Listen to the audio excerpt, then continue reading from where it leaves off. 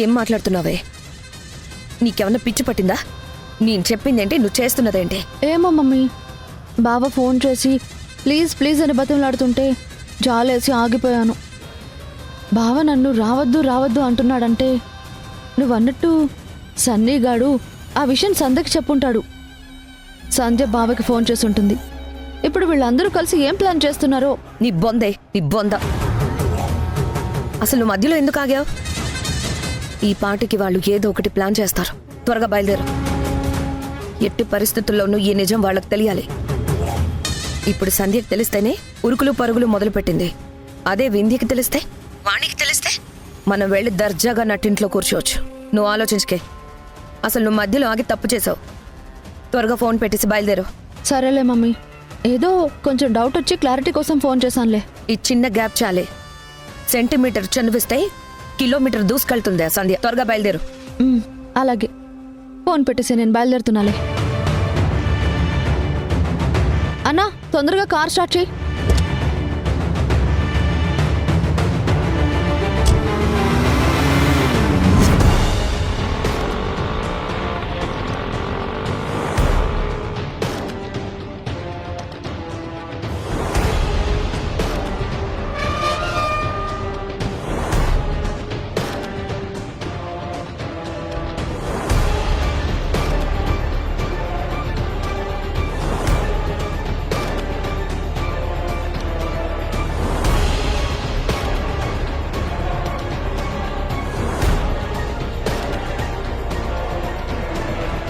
ఏదో జరుగుతుంది. మొత్తం కలిసి ఏదో మేనేజ్ చేస్తున్నారు. సంధ్య వచ్చాక అన్ని విషయాలు తేలుతాయి.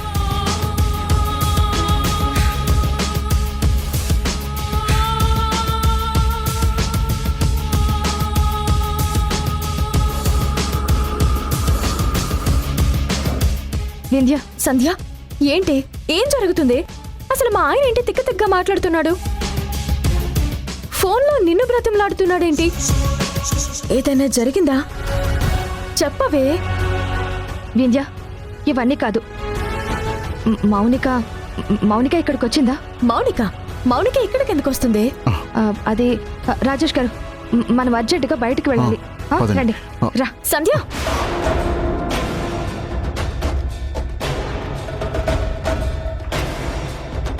కంగారుగా వచ్చావు. మౌనిక వచ్చిందా అని అడిగావు. ఇప్పుడు ఈయనేమో బయటికి వెళ్దాము అంటున్నావు. ఈయనే తింగరుగా మాట్లాడుతున్నారు అనుకుంటే నువ్వు అంతకన్నా ఎక్కువ కన్ఫ్యూజింగ్ గా మాట్లాడుతున్నావు. ఏమైంది చెప్పు. అది కాదు వింధ్య. అమ్మా సంధ్య, ఎలా ఉన్నావమ్మా? మా అనుపాప ఎలా ఉంది? బాగుంది మావయ్య. ఏంటి, ఏం జరిగింది? ఏం లేదత్తయ్య, నేనేదో క్యాజువల్ గా వచ్చాను. ఉన్న పళంగా రావడం ఏంటమ్మా? అనుపాపకి ఏదైనా ప్రాబ్లం అయిందా? అదేం లేదత్తయ్య, అంతా బానే ఉంది. రాజేష్ గారు, నేను బయలుదేరుతున్నాను. సంధ్య, ఆగు.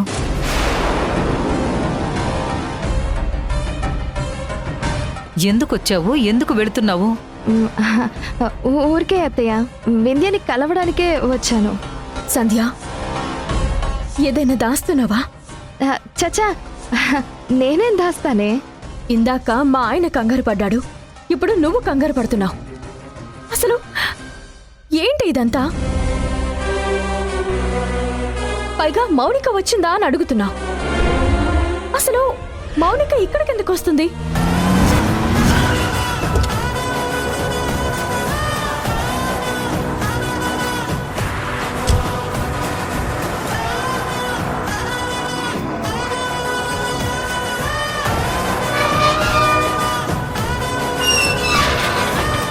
మౌనిక వచ్చి ఏం మాట్లాడినా మీరు ఎట్టి పరిస్థితుల్లోనూ నమ్మద్దు, తన మాటలు పట్టించుకోవద్దు. ఏం మాట్లాడుతుంది? ఇప్పుడు సడన్ గా మౌనిక ప్రస్తావన ఎందుకు వచ్చింది? తను మన ఇంటికి వస్తుందని నువ్వెలా చెప్తున్నావు? రాకముందే వస్తుంది అంటున్నావు. నీకెలా తెలుసు? తను బయలుదేరి చాలాసేపు అయింది. నీతో అన్ని విషయాలు చెప్పేస్తాను అంటుంది. అన్ని విషయాలా? రాజేష్ గారు, మీరేం మాట్లాడుతున్నారు? అదేనే, అన్ని విషయాలు అంటే తను లేనిపోనివి కల్పించి చెప్తుంది. మీరు తన మాటలు పట్టించుకోవద్దు, అనవసరంగా డిస్టర్బ్ అవ్వద్దు అని. తనొచ్చి ఏం చెప్తుంది? అసలు మేమెందుకు డిస్టర్బ్ అవుతాం? నాకు క్లారిటీగా చెప్పు. నేను చెప్తాను సిస్టర్.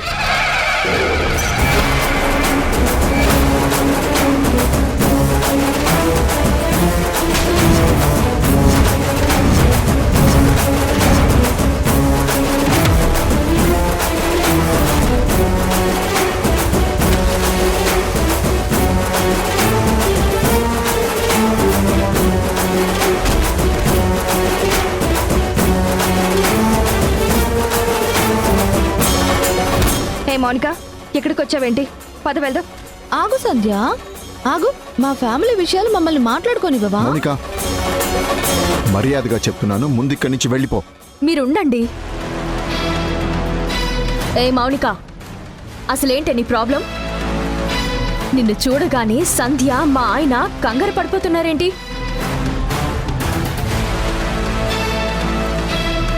అసలు నువ్వెందుకోసం వచ్చావు? ఏం చెప్పదలుచుకున్నావు?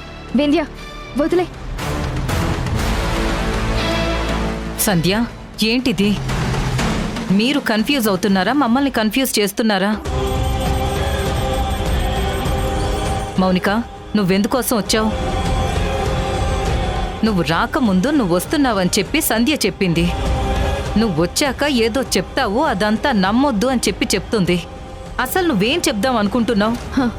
అంటే ఆల్మోస్ట్ చెప్పేశావన్నమాట.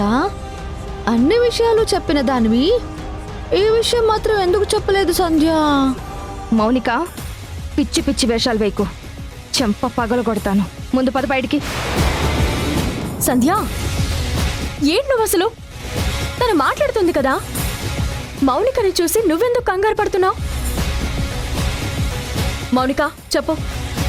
మా అత్తయ్య అడుగుతున్నారు కదా, ఏం చెప్పాలనుకున్నావో చెప్పు. దేనికోసం ఇక్కడికి వచ్చావో చెప్పు. నా మెడలో ఉన్న తాళి గురించి చెప్పడం కోసమే నేను ఇక్కడికి వచ్చాను.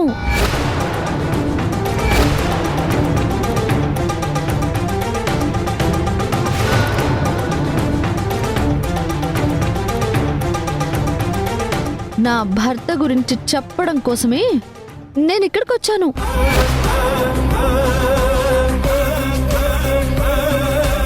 నేను ఏం కోల్పోయానో అది చెప్పడం కోసమే ఇక్కడికి వచ్చాను. మీకు ఎప్పటికైనా తెలియాల్సిన నిజం చెప్పడానికే నేను ఇక్కడికి వచ్చాను. నోర్మయ్ వాణి, అసలు దీంతో డిస్కషన్ ఏంటి?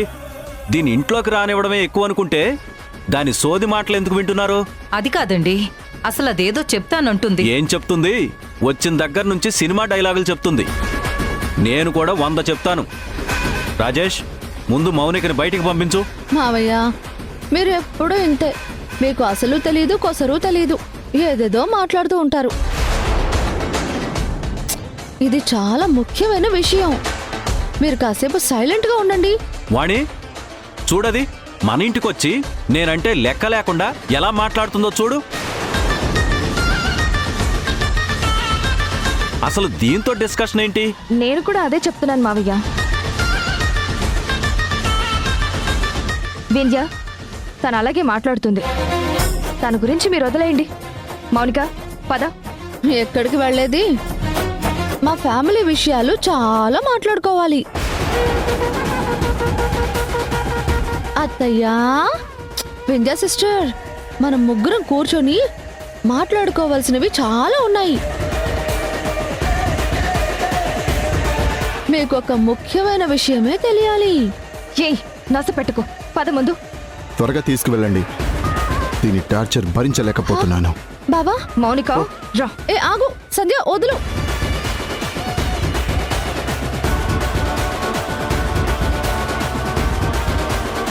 టార్చర్ అంటున్నారేంటి? మౌనిక ఇంకా మీకు ఫోన్ చేస్తుందా? అసలు ఎప్పుడు దాని నెంబర్ బ్లాక్ లో పెట్టేశారు కదా. నెంబర్ బ్లాక్ చేసిన కొత్త నెంబర్ నుంచి ఫోన్ చేస్తుంది. ఎందుకు రాజేష్ నీకు ఫోన్ చేస్తుంది? అమ్మా, ఇన్ని ప్రశ్నలు ఒకేసారి అడిగితే నేను ఎలా సమాధానం చెప్తాను? కాస్త నాకు బ్రీతింగ్ తీసుకునే టైం ఇవ్వాలి కదా. ఆలోచించుకునే టైం ఇవ్వండి. సమయానికి సంధ్య గారు వచ్చారు కాబట్టి సరిపోయింది. లేదంటే ఈ టార్చర్తో నేను చచ్చేలా ఉన్నాను. అత్తయ్య, అసలు మీ అబ్బాయి ఏం మాట్లాడుతున్నారు?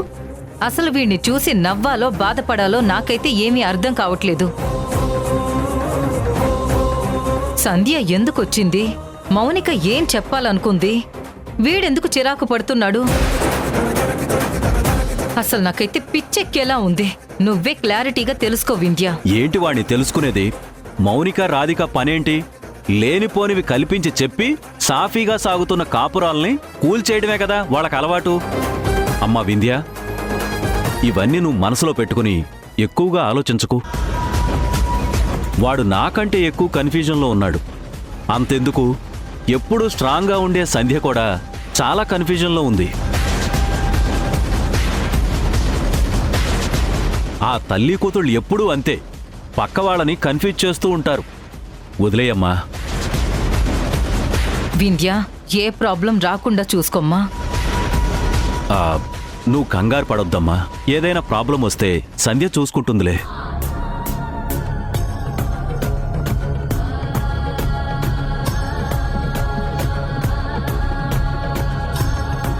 అసలు మౌనిక ఎందుకొచ్చింది? తనేం చెప్పాలనుకుంది? అసలు అది వచ్చి వెళ్తే ఒక్కసారి సునామీ వచ్చి వెళ్ళిపోయినట్టుంది. సంధ్య ఎందుకు తనని బయటికి తీసుకెళ్ళింది? అసలు ఈయనెందుకు కంగారు పడుతున్నారు?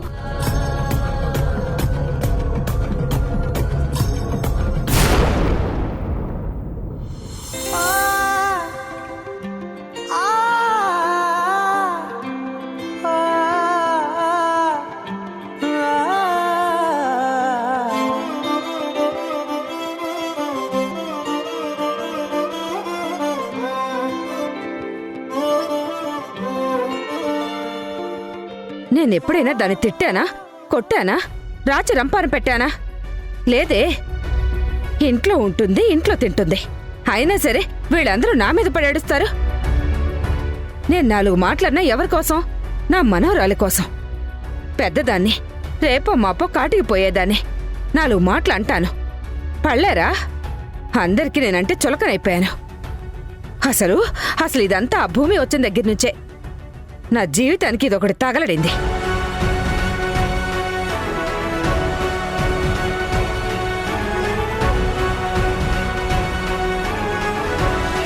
ఏమైంది? ఏమీ కనిపించడం లేదే.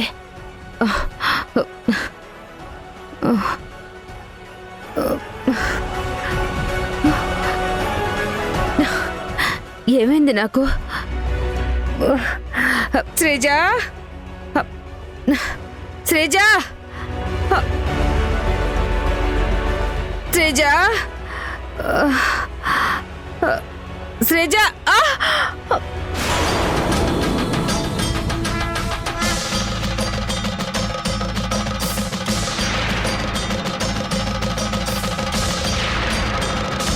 అయ్యో, చేతికి కలర్ అంటుంది. వెళ్ళి కొడుక్కోవాలి.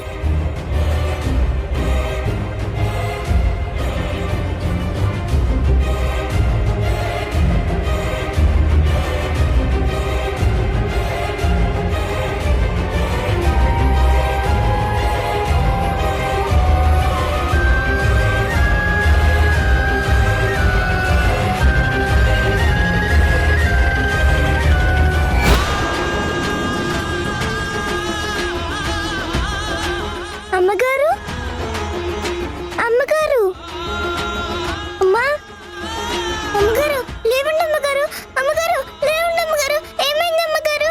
అమ్మగారు,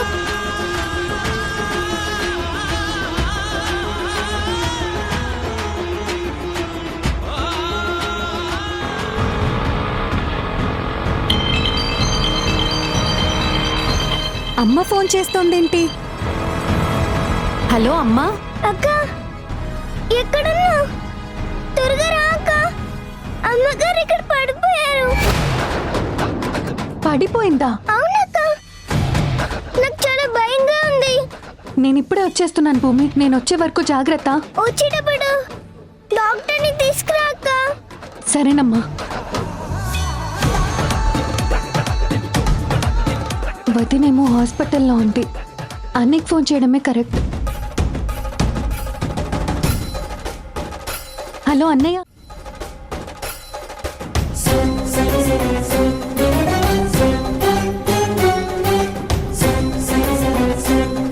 అమ్మా లేమ్మా, అమ్మగారు, అమ్మా లేమ్మా, ఇప్పుడు ఎలా? అమ్మగారు లేవట్లేదే.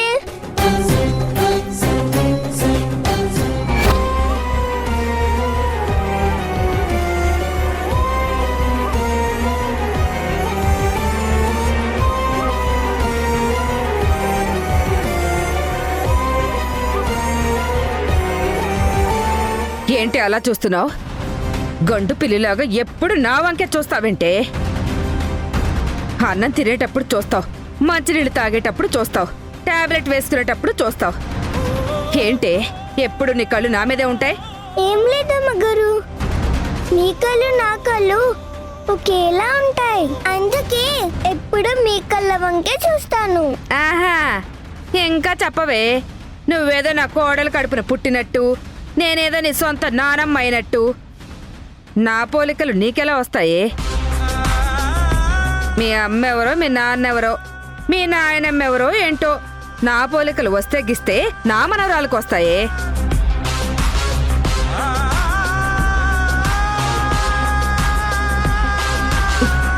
ఇంకా అలాగే చూస్తావేంటే? ఇన్ని టాబ్లెట్లు వేసుకుంటున్నారు కదా, దేనికోసమని? నాకు స్పృహ తప్పి పడిపోయే రోగం ఉంది, దానికోసం.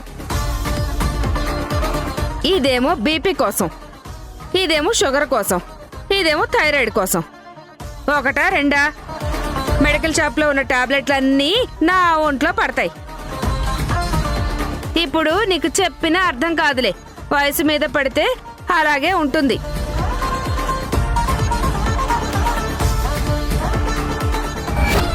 అమ్మగారు స్పృహ తప్పి పడిపోకుండా టాబ్లెట్లు వేసుకుంటారు కదా.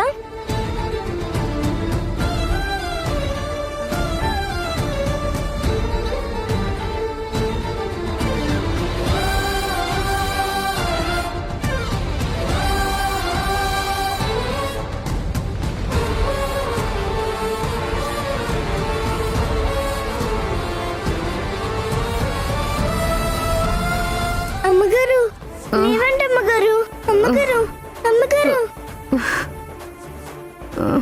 ఈ టాబ్లెట్ వేసుకోండి.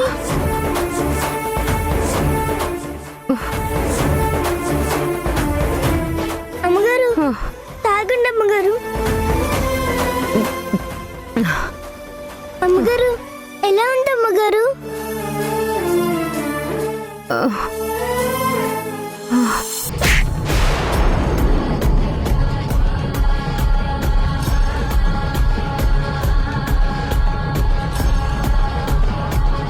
నన్నే కొడతావా?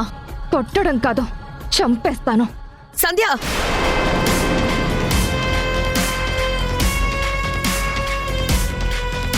ఎంత ధైర్యం ఉంటే నా కూతురు మీద చేయి చేసుకుంటా? నువ్వు చేయి చేసుకుంది నా కూతురు మీద మాత్రమే కాదు, రాజేష్ భార్య మీద, వాణి కోడల మీద. ఆ సంగతి మర్చిపోకు. మీ తల్లి కూతుళ్ళిద్దరికి పిచ్చేమన్నా పట్టిందా? అసలు ఏం చేస్తున్నారు?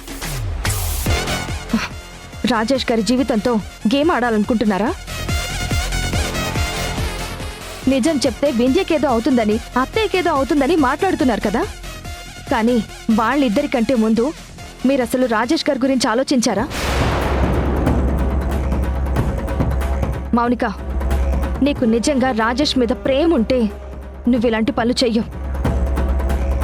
నువ్వు చేసిన మోసం గురించి ఎవరితోనూ చెప్పుకోలేక అనుక్షణం నలిగిపోతున్నారు. ఆయనకు అసలు సూసైడ్ చేసుకోవాలనే థాట్స్ కూడా వస్తున్నాయి. అయినా చెప్తాను చెప్తాను అంటున్నావు కదా. రాజేష్ గారు ప్రాణాలతో ఉండకూడదు అనుకుంటే వెళ్ళి చెప్పే. వింధ్య మెళ్ళలోనే కాదు, నీ మెళ్ళలో కూడా తాళుండదు. బావా బావా అంటూ రోజు రాజేష్ గారిని ఏడిపిస్తున్నావు కదా. ఆయన పోయాక నువ్వేడుస్తూ కూర్చోవడం తప్ప చేసేదేం లేదు. అలా కాకుండా నీ చేతుల మీదుగా మీ బావని చంపుకోవాలనుకుంటే వెళ్ళి చెప్పేసే. ఇప్పుడే వెళ్ళి అందరికీ నిజం చెప్పి మీ బావని కూడా చంపేసుకో. ఏం మాట్లాడుతున్నావు? నా బావ నేను చంపుకోవడం ఏంటి? నా బావ అంటే నాకు ప్రాణం. నా ప్రాణం పోయినా పర్వాలేదు, కానీ మా బావ నేను దూరం చేసుకోను. మమ్మీ, అనవసరంగా నీ మాట విని నేను బయలుదేరి వచ్చాను. వద్దు మమ్మీ, ఈ విషయం అత్తయ్యకి విందుకి తెలిస్తే బావకి ప్రమాదం అనుకుంటే అసలు తెలియకపోవడమే మంచిది. పిచ్చిదానా, నిన్ను సంధ్య మాటలతో మభ్యపెట్టి మోసం చేస్తుంది. సంధ్య మాటలు నమ్మకో. నా మాట విని చెప్పేసే. మౌనిక, నేను చెప్పేది విను. ఆవేశం అన్నిసార్లు పనికిరాదు. నిజం చెప్పాలంటే నీ పెళ్లి చెల్లుబాటు కాదు. అయినా సరే వింధ్యకి వాణి అత్తయ్యకి ఈ నిజం తెలియకూడదన్న ఒకే ఒక్క రీజన్ తోటి ఈ రోజు ఇలా నిలబడి మాట్లాడుతున్నాను.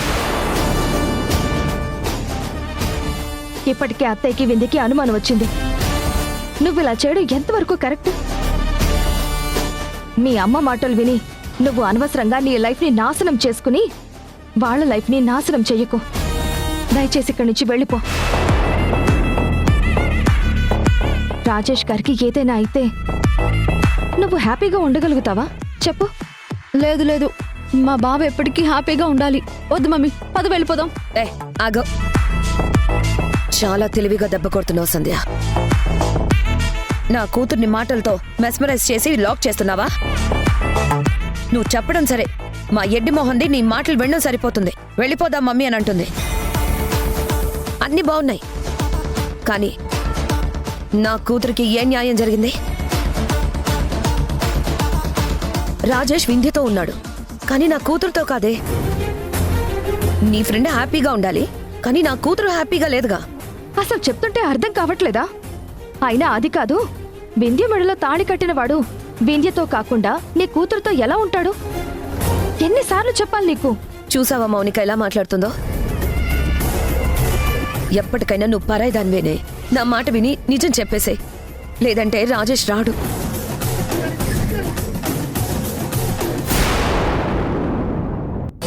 మీరు లోపలికి వెళ్లకుండా వింధ్య వాళ్ళకి నిజం చెప్పకుండా ఉండాలంటే నేనేం చెయ్యాలి? ఈ రోజు నా కూతురికి ఫస్ట్ నైట్ జరగాలి. నువ్వే ఈ రోజు రాజేష్ని మా ఇంటికి పంపించాలి. రాత్రి 9:30 చాలా బ్రహ్మాండమైన ముహూర్తం అని అన్నారు. నేను పంపిస్తాను. షార్ప్ 9 గంటలకల్లా రాజేష్ మా ఇంట్లో ఉండాలి. వస్తాడు. నువ్వే తీసుకురావాలి.